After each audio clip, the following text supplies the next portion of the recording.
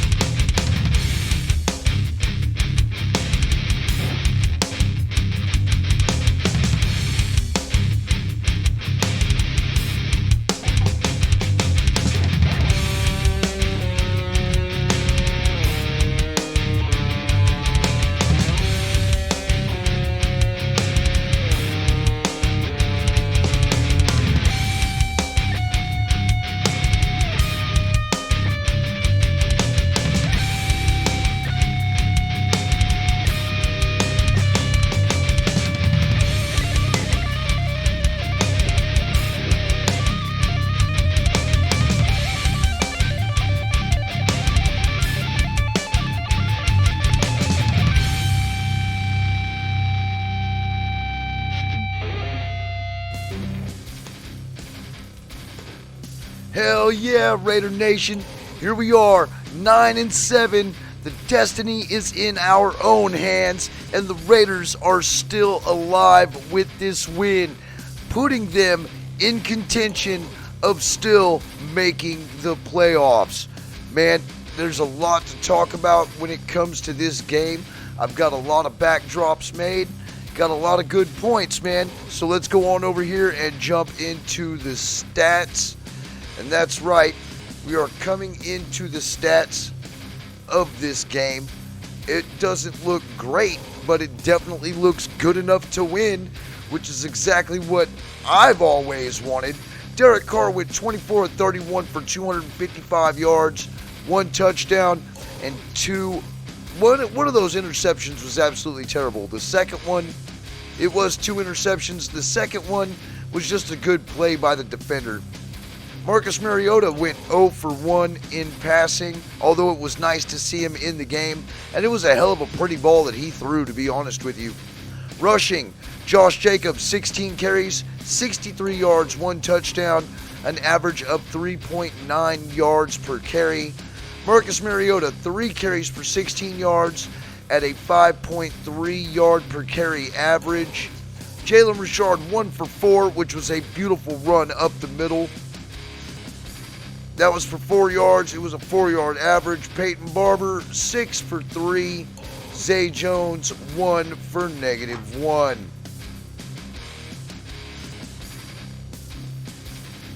Receiving, our number 1 receiver today, who has been catching a lot of flack, is Zay Jones. 8 receptions on 10 targets for 120 yards, no touchdowns. Hunter Renfrow showed up. 7 receptions on 9 targets, 76 yards, and a touchdown. Jalen Richard, 1 for 19, which was a wonderful, stoked out play, man, that he was fired up on. It was great to see him fired up after that catch. Josh Jacobs, 4 receptions on 4 targets for 17 yards. Peyton Barber was targeted twice with 2 receptions for 9 yards. Foster Moreau only targeted once for a 9-yard reception. Deshaun Jackson targeted 3 times, 1 catch, 5 yards, and one of those targets was a underthrown interception by Derek Carr. Bryan Edwards, no receptions. He was targeted twice.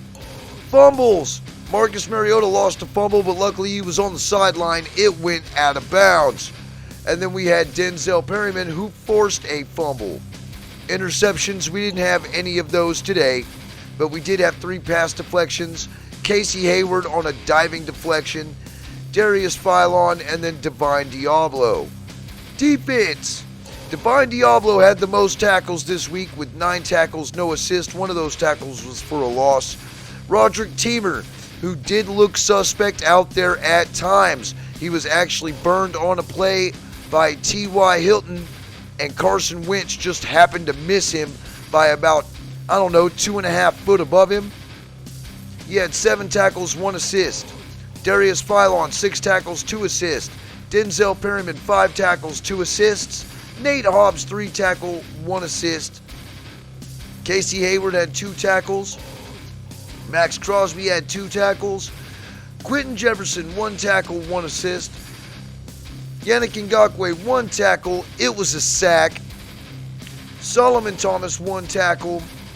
Brandon Facion, who was being used all day long, 1 tackle.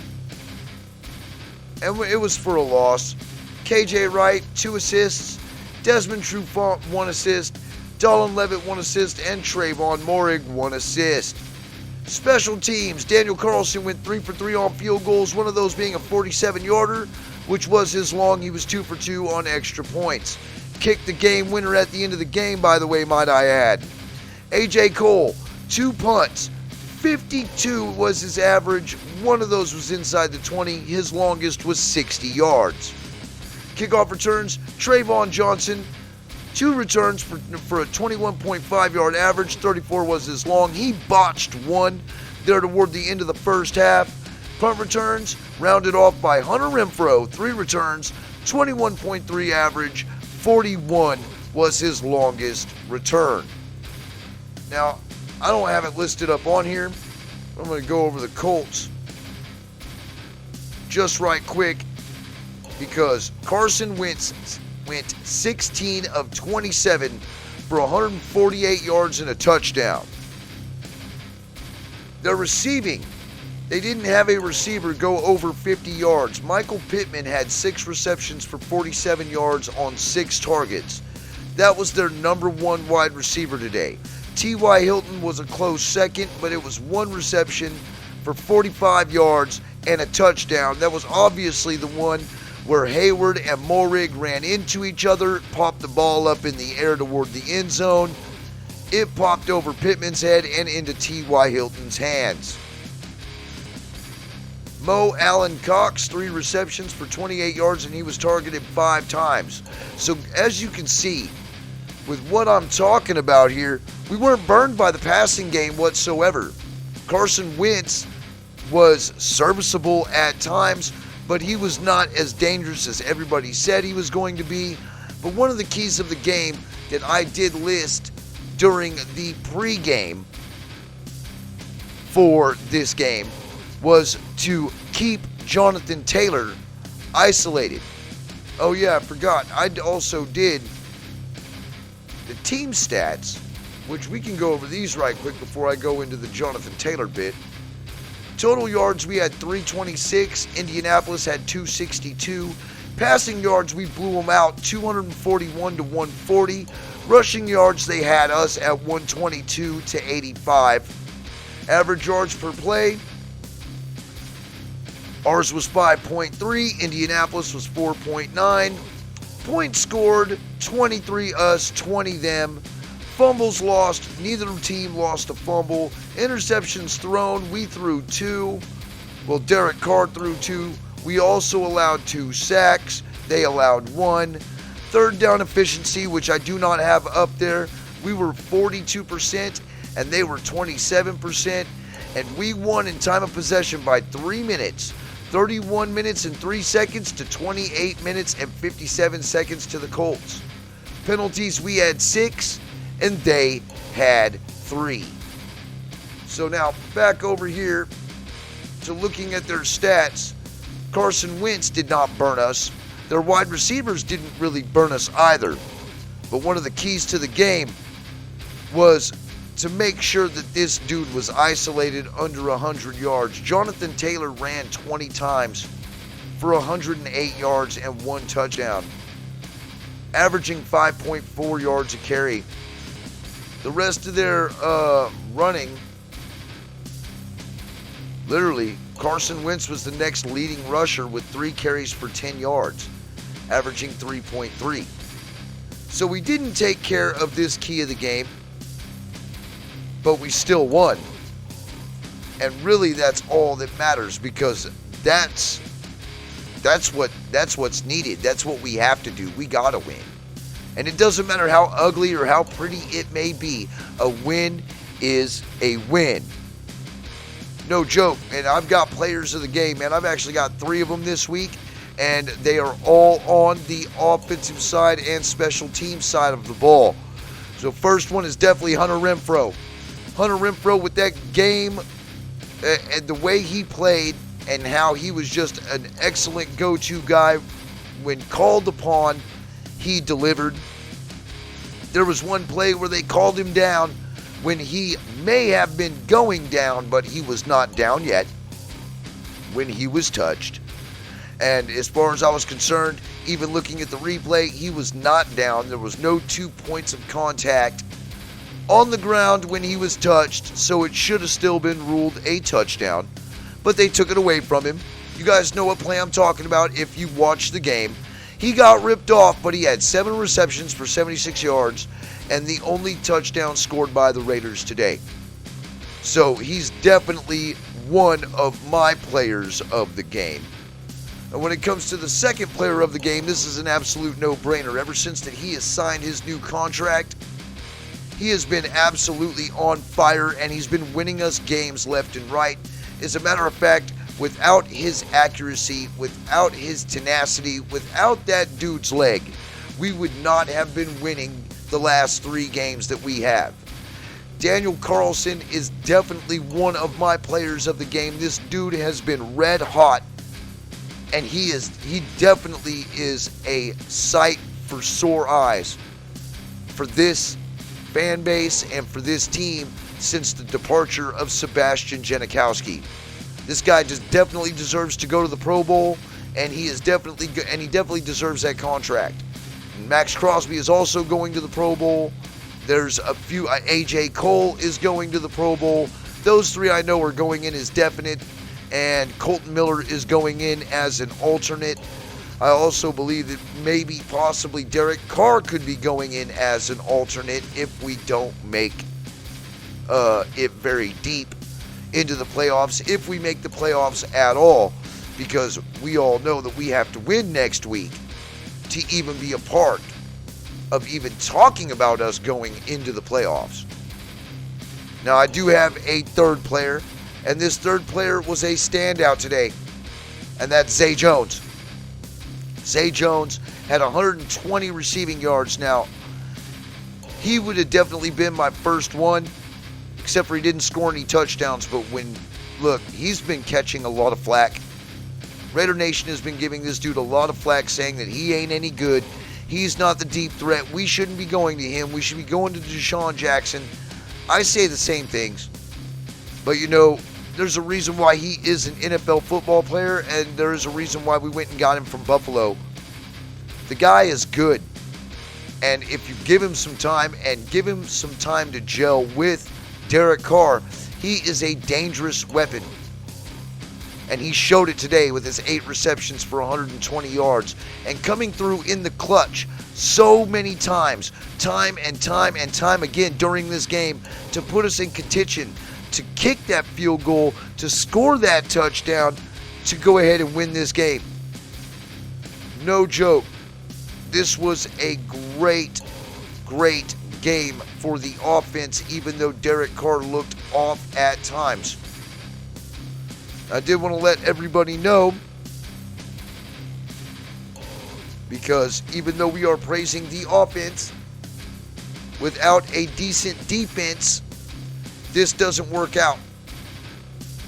We can put up all the points in the world, but it showed last year that even with the number 1 offense in the Super Bowl, if your defense is lackluster, you will get your ass put out, which is exactly what happened to the Chiefs last year due to no defense and Tom Brady throwing the ball all over their asses.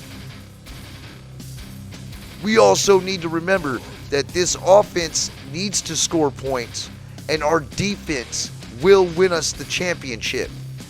This defense is very tenacious. They have got a lot of drive, and they've got a lot of heart. There's a lot of talent on that side of the ball, and now they are all starting to gel together, even though with missing a few players on that defense that we thought were needed. Divine Diablo has done a hell of a job stepping in for Abram. Brandon Faison, I still think we should start Desmond Trufant out there. But Brandon Facion is a decent, reliable backup to Trayvon Mullen. I still think we can play it a little bit better, though. And Nate Hobbs has been on fire. Max Crosby, Yannick Ngakoue got a sack. You know? Denzel Perryman is all over the damn field, hitting people. This defense is definitely showing that they have the will and the heart to win. And we need to... The offense did a good supporting act the way they played today to help this defense solidify ourselves into winning this game. Now, defense did choke a few times, and yeah, we did. We gave up a 13-3 lead. But we came back out on top. We're up 20-17, then they tied it at 20. And if it wasn't for the defense into stopping them from only getting 3 points, we could have been talking a completely different story here at the end of the game. Offense scores points. Defense wins championships.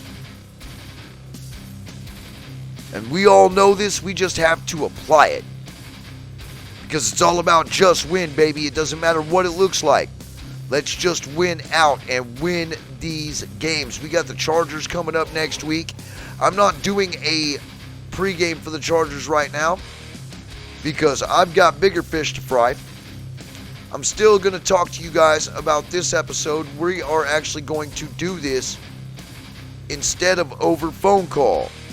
I am inviting Raiders Scream over to the studio to sit down with me like we would do back a couple years ago and talk about the Jon Gruden Email Chronicles on camera. So be on the lookout for that. I will be dropping that on Tuesday morning at 9 a.m. It will be recorded Monday afternoon. So anyway, Raider Nation, that's all I got. That is basically it for this post-game review. We have solidified ourselves to leaving this in our own destiny.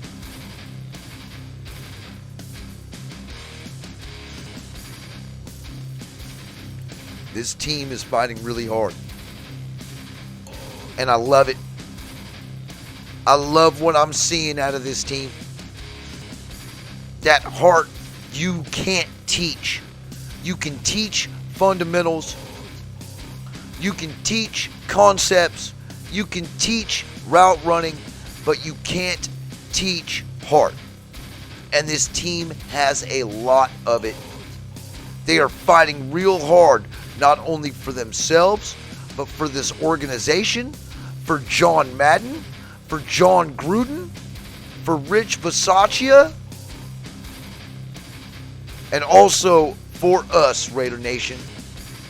They want to be in those playoffs just as bad as we want to see them there. I want to give this team a round of applause, but I don't want to sit there and blow their heads up just yet. We've still got one more. And I'm going to talk about that. I'm going to drop that one for the pregame review. And I'm going to sit there and get everything stacked up and lined up, since that is my most hated rival, which is the Los Angeles Chargers. I've got many personal reasons on why I don't like the Chargers. It's not just because they're from California, but that's my brother's team too. So it's always very interesting twice a year when it comes to me and my family. And, you know, the rest of us are Raiders. My brother's the only lone Charger fan. You know, so, I mean, the bottom line is that the roots run deep with the hatred for this team when it comes to the Raider critique. That is for sure. And so I'm going to make sure that that is my best show all year that has to do with the actual Raider critique show. And, you know, the Jon Gruden Email Chronicles, all those are just absolutely gold. I can't wait to go ahead and get Raiders Scream on, because we're going to do that one live. And then we're going to go ahead and do the finale with every guest that I had on the show, all on StreamYard, doing it one last time. So anyway, like I was saying, Raider Nation, this is all I've got.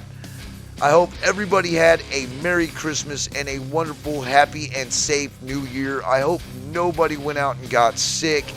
And if you did, prayers are with you from Raider Gun and the Raider Critique. We hope and we pray that you are going to be okay and that you guys and gals of the Raider Nation basically stayed safe and, you did what you had to do. You didn't pull no Henry Ruggs and you didn't go out and get COVID. But it was a wonderful game. It was great to see it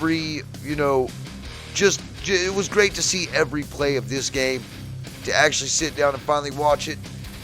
We were losing and I wasn't wearing my jersey. I'm going to be real about this. We were just like falling apart. I think we were down 17-13.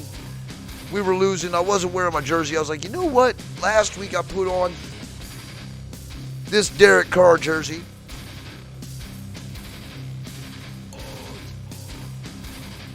And we won that game. So I figured, why not? I'm going to throw it on again. Let's just see what it does. And lo and behold, if Derek Carr did not start playing better. Now, I'm not going to take full credit for this, but I think I finally found myself a superstition that if we want to win, I got to wear this jersey. So anyway, thanks for stopping by, man. And remember, it's Raider Nation for life.